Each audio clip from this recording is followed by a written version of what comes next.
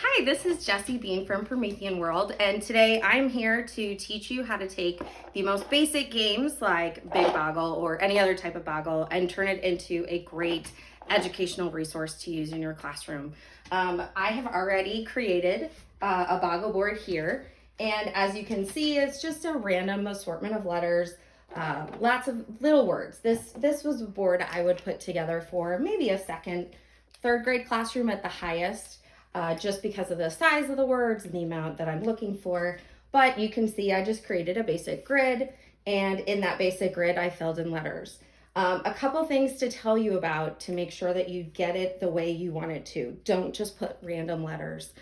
As much fun as the game is, where we do get to put random letters in random spots, as teachers we have an objective and we want them to get specific things. So if you look at mine, I chose Google as being something that I want hidden in my board. And I started with these letters right here, and I spelled out Google, and that's what I started with because that's what I wanted them to see. And from there, I built in other words to make sure that they had lots and lots of options. But here's dot, here's tie, and I kind of filled in the words from there.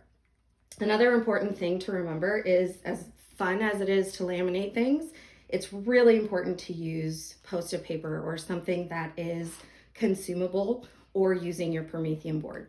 If you use your Promethean board, you can screenshot and make sure you know what you can save it. But if you don't have that capability, put it on a Post-it board because you're going to want to keep it. Students are going to turn in assignments for you, and they're going to give you a list of words, and you're going to have no idea if those words were on that week's list or not. So for me, what I like to do is I always put the date on the top so that I can remember what I did and what letters were in what places. The older the students get, the more specific I get with how connected they need to be and how long the words get. At this point, I hope you enjoyed this little tutorial. It is nothing really special, but something that can save you a lot of time and be a lot of fun for your kids.